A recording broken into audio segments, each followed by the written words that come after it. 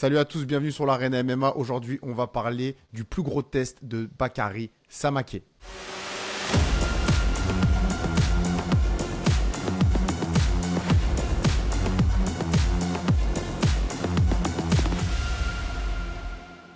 Comment ça va, Simon? Impeccable, ça va bien, très bien, et toi?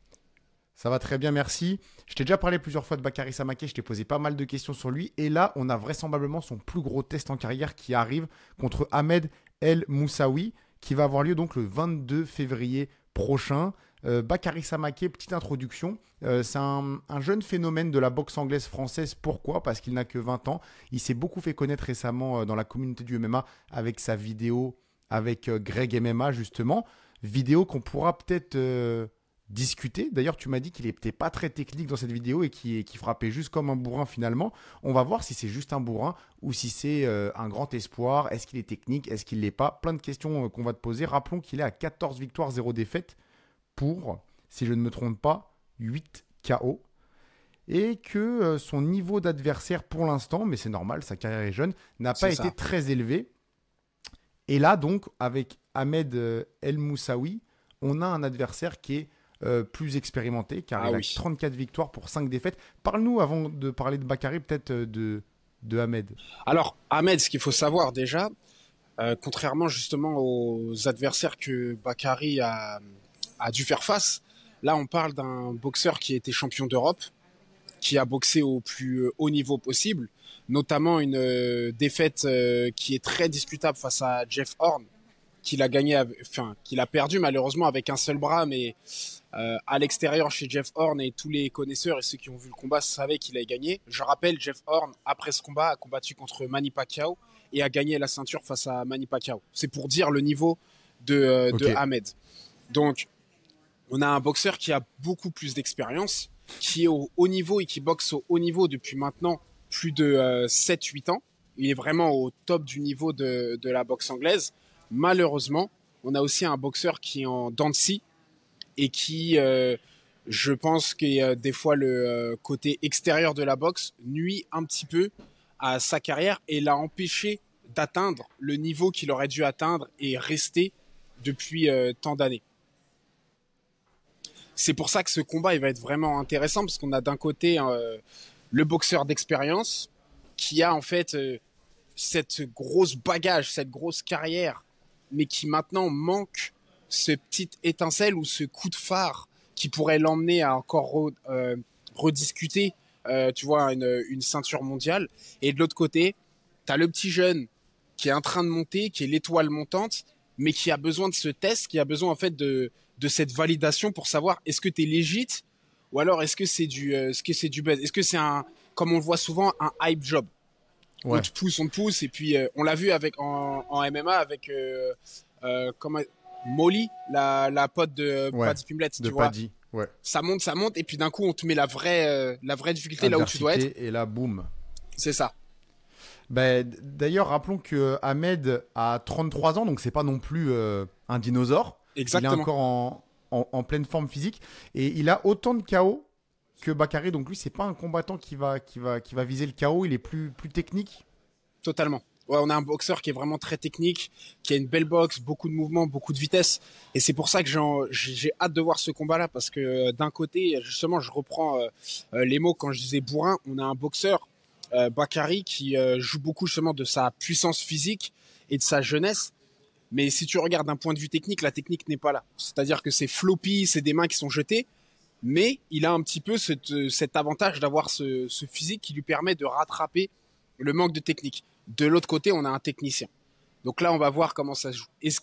Pour pouvoir jouer de sa technique face à quelqu'un comme Bakary, il faut être en très bonne shape et être extrêmement concentré. Mais en bloquant justement ces coups qui sont très larges et en étant en bonne shape, c'est là où derrière la balance peut tourner. C'est pour ça que c'est un combat qui va être vraiment qui va être beau à voir. Ça va être très très beau à voir. Rappelons que c'est un combat qui aura lieu dans la division des super welter, à savoir moins de 70 kilos. Ouais. Et parle-nous un petit peu de cette vidéo justement qui a fait un petit peu connaître au grand public Bakary Samaké avec Greg MMA, où il y va fort, il cogne fort. D'ailleurs, Greg MMA dit qu'il s'est jamais fait cogner aussi fort. Est-ce que c'est impressionnant ce qu'il a fait, Ou est-ce que justement c'est comme tu dis plus du bourrinage qu'autre chose? Non, c'était du bourrinage. Après, maintenant, je pense que ce qui a joué, c'est aussi le fait de Karaté Bushido qui sont arrivés avec toutes leurs caméras. T'as un petit jeune de 20 ans qui veut justement, qui se dit tiens, c'est l'occasion de pouvoir me faire connaître sur un nouveau public. Il a la pression, il s'est un peu lâché.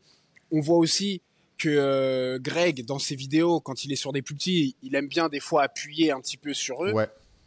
Là, le problème, et on le voit du coup justement, c'est la preuve le manque d'expérience de Bakary qui a fait qu'il n'a pas réussi avec la pression, à gérer. Et on est dans une vidéo, tu sais, voilà, c'est pour le plaisir de YouTube, on n'est pas là pour appuyer, mais il n'a pas réussi à gérer avec la pression.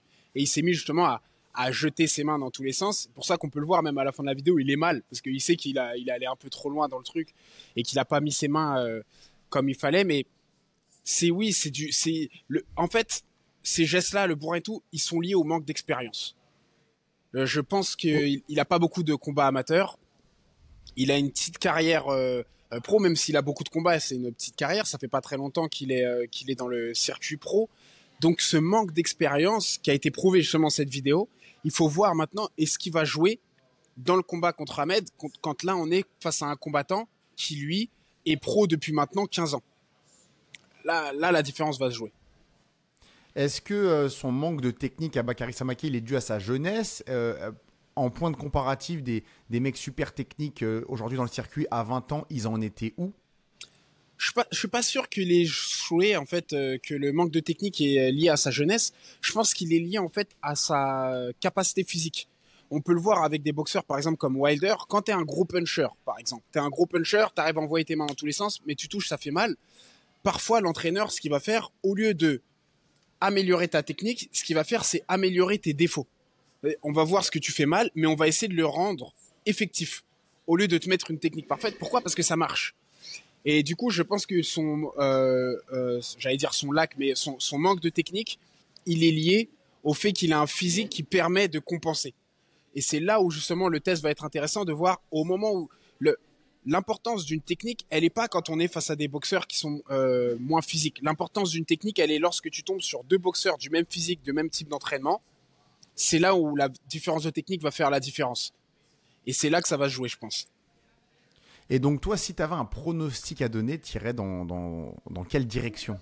Dans un pronostic, j'irais sur un Ahmed avec une victoire au point.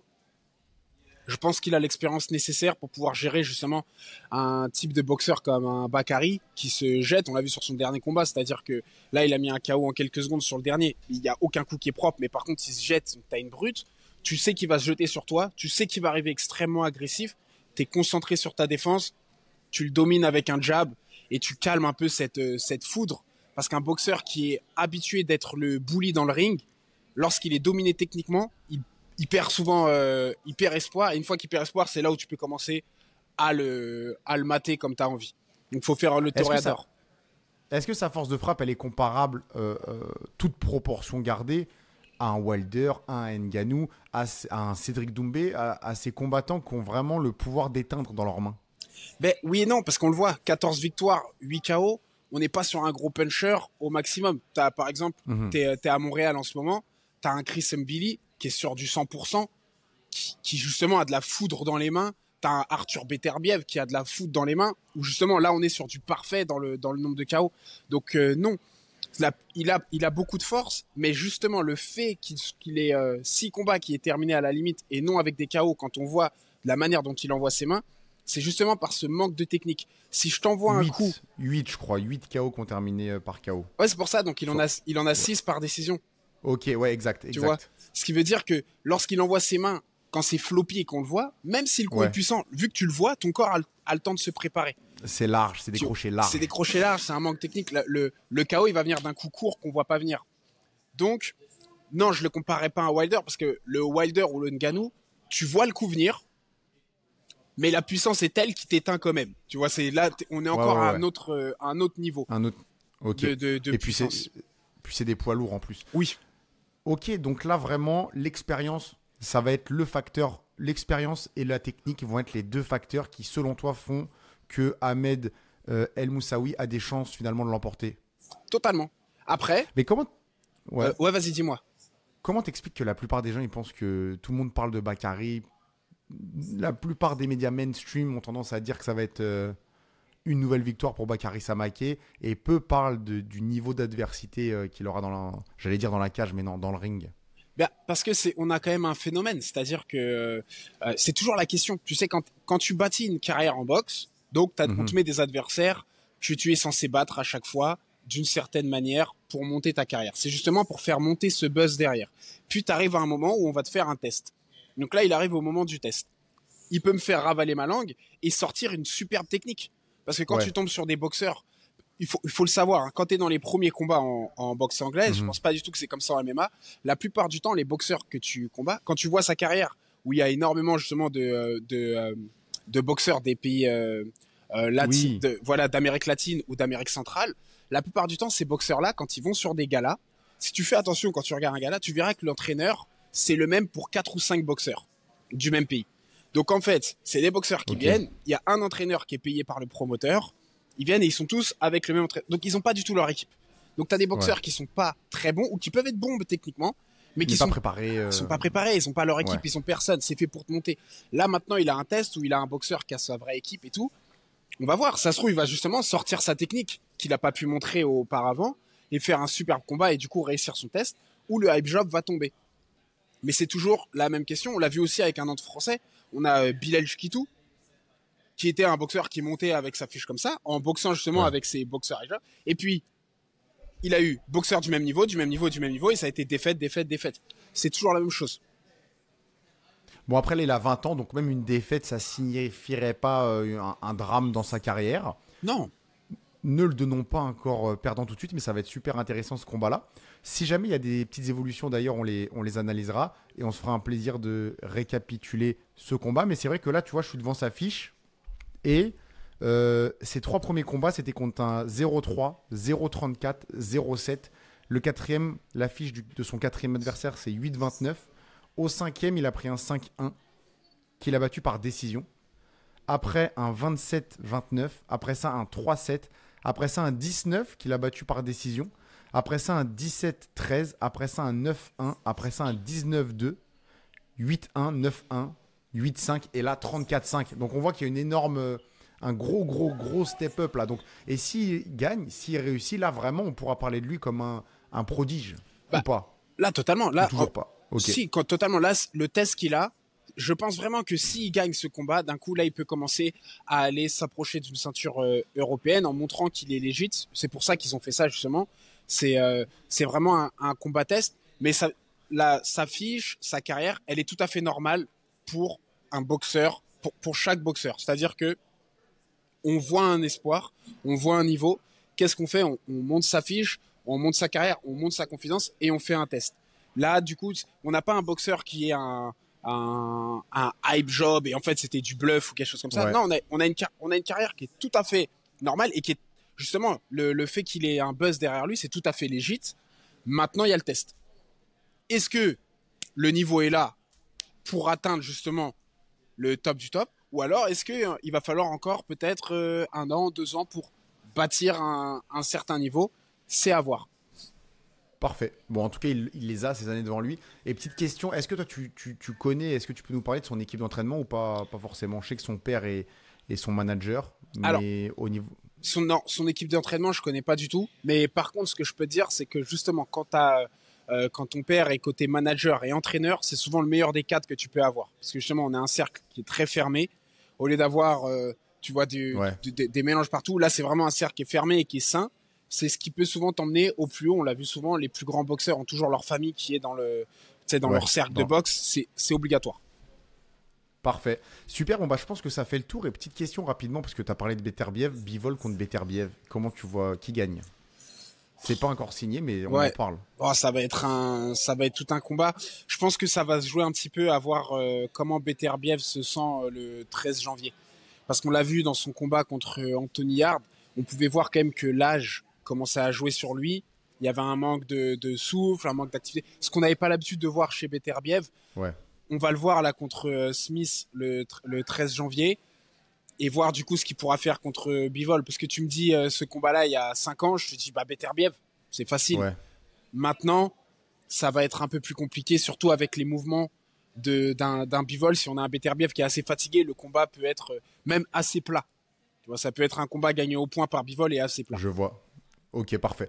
Bah, merci beaucoup, Simon. Gros merci aussi à nos partenaires MetaFight, Time Out Tribe et X Martial. Le lien est dans notre description si vous voulez vous procurer du matériel X Martial et vous avez 10% de promotion, de réduction avec le code l'ARENA MMA. Simon, à bientôt et merci encore. Salut à tous.